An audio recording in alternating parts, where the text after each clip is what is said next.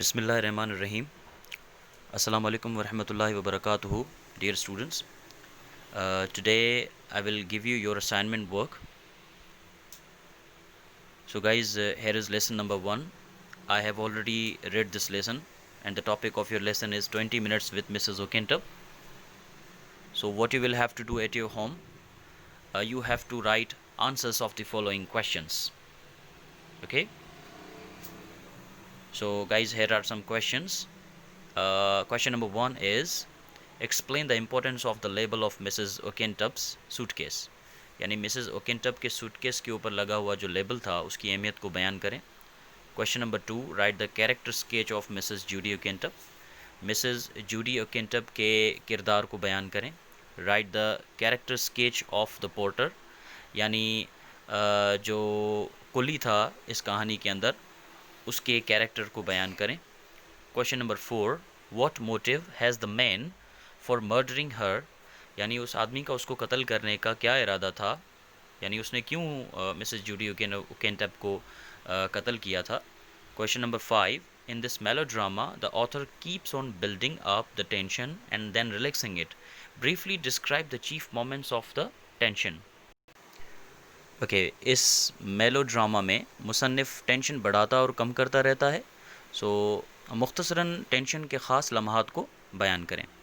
Okay, सो इन सारे सवालात के जवाबात आपने असाइनमेंट के ऊपर लिखने हैं. Come to the next point. Lesson number 2, reflections on the reawakening east. हमने इस लेसन को भी मैं ऑलरेडी पढ़ चुका हूँ, इसके ऊपर वीडियो भी बना चुका हूँ. उम्मीद है आप तक पहुँच गई होगी.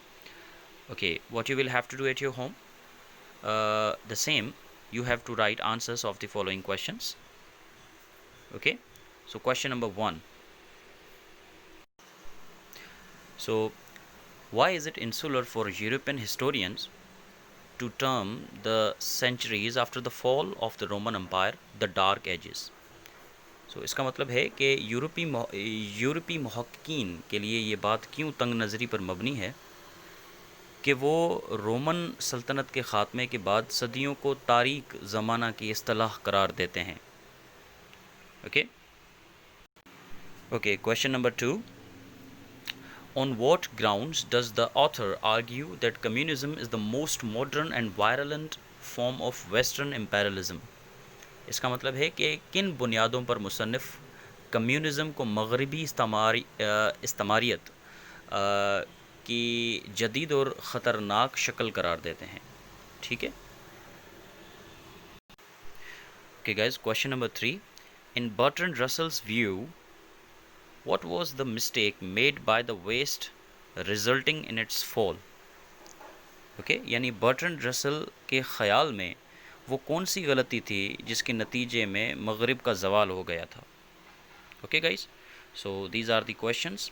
आपको क्या करना है, इन सारे सवालात के जवाबात जो है एक पेज के ऊपर अच्छे तरीके से लिख कर मुझे सेंड करने हैं. Okay, come to the next point.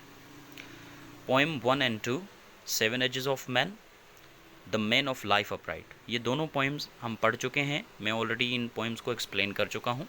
Okay, so what you will have to do at your home, write the explanations of the following stanzas with reference to the context.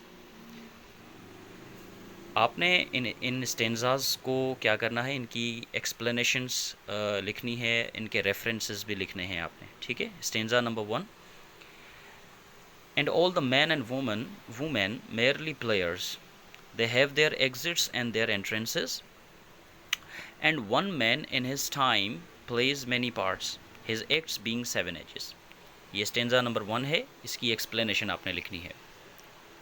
Stanza number 2, then the whining schoolboy with his satchel and shining morning face creeping like a snail unwillingly to school. Stanza number 2, इसकी explanation आपने लिखनी है, इसका reference भी आपने लिखना है. Okay. Stanza number 3, the man of life upright whose guiltless heart is free from all dishonest deeds or thought of vanity. ये stanza है, इसको पढ़ें आप और इस stanza की explanation आपने लिखनी है. Okay. Stanza number 4, that man needs neither towers nor armor for defense, nor secret vaults to fly from thunder's violence.